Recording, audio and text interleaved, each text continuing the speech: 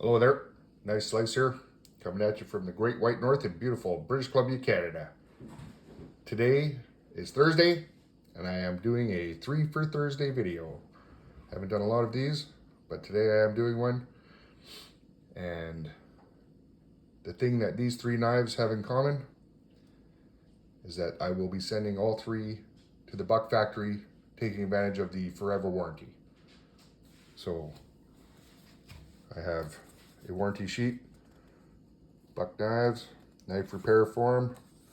As you can see, I put my name and my address on there. And these are the three knives.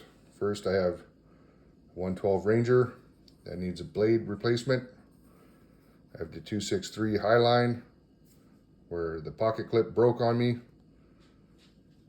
And I have an 841 Sprint Pro where the blade needs to be centered properly. We'll talk about each one right now. But there is the form, and this lists the services, other services offered through warranty department. And the cost, $10 for a blade, $15 for anything that's not their 420 HC. These all include the spa treatment, sharpen, polish, adjust. And if you just want the spa treatment, it's only $6.95. That is pretty good. So first, let's talk about this 112 Ranger. As you can see, I put down that it needs a blade replacement. That is a fact. This thing is been through the ringer. I haven't looked up the date code for this knife. As you can see, it is the upward pointing triangle. I will look that up later.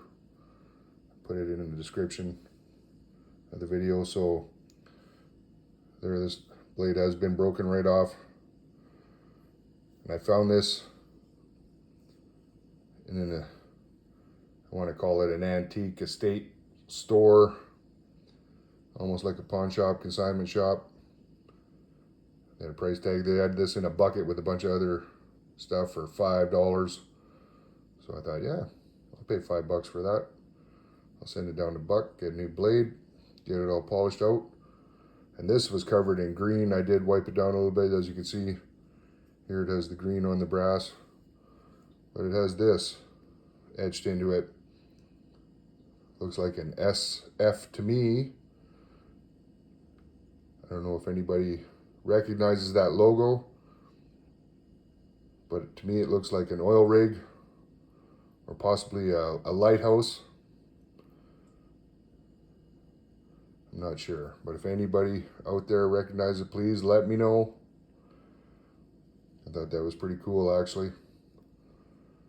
I don't think that was done by Buck, but it just may have been custom order. I do have another 112 I picked up at a flea market that has custom etching on the blade. This one just happens to be on the rear bolster. And as you can see, it's in pretty rough shape. So Buck will put a new blade on there for me, clean it right up. And this one is genuine wood. It's not the laminated diamond wood. I don't believe with that. I think this is real ebony. So this knife does has a bit of age to it. So there's the 112 Ranger. This is the 263 Highline. This is a great little knife flipper.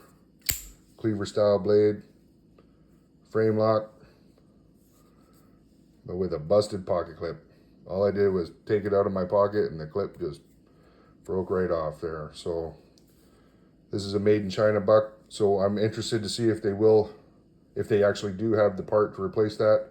Hopefully. Because this is a fantastic knife. I love carrying this knife. I did until I had no pocket clip, but it's a D2 blade with stonewash finish, and it sharpens up like a razor blade. It is awesome. So like I said, I'm curious to see whether or not, because it is not a made in USA Buck, how they deal with this one. I will let you know. And now this one. This is my 841 Sprint Pro with burlap micarta handle scales. This is one of my favorite knives. I just love this knife. So earlier this year, Buck put out the burlap handle scaled 110 with the brushed brass bolsters. There's a few reviewers picked them up. I believe Jersey Knife Guy got one, and possibly Kirby Creek Outfitter, maybe. I can't remember if that was the Danny or if that was a different one. But anyhow, we talked about how the more you handle the micarta, the oils from your hands give it a deep, rich color. If you can see, below the pocket clip, micarta used to be quite a different, lighter color. And I have carried this knife a lot. There, I don't know if you get a good look at there, that's better. So that part, I never really touch that because it's below the clip. You can see on the inside, it's a little bit lighter. So anyhow, this knife I'm sending because the blade is way off centered. I did send this once before because it had a bit of a audio feature. The bearings inside would rattle a bit. First I didn't mind it, but then it just annoyed me. So I sent it in and they've taken care of that. But the blade is off center, and that means the detent is very weak. Oh, we have a visitor. This is Squeakers. Hello, Squeakers. Coming to check things out. This is Rocket's older friend. He didn't like Rocket very much when we first introduced him. As a matter of fact, he attacked Rocket so bad we thought he was in mortal danger. But he was just setting the tone for who ruled the house. But anyhow, let's get back to this knife. This is a fantastic knife, but as you can see, the detent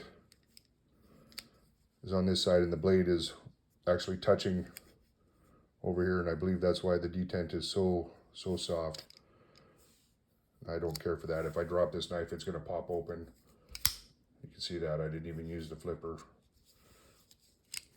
That, yeah, I don't care for that at all. But I do love this knife. And there is a little bit of damage on the handle scale there, that screw by the backspacer. So we'll send that off to Buck. All three of these. I think this weekend I might get those packed up and send them off. And I will keep you guys updated as to the progress.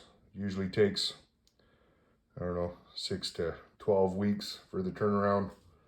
Sometimes I think that's why they call it the forever warranty, but hey, as long as the knife comes back to me, it's all good.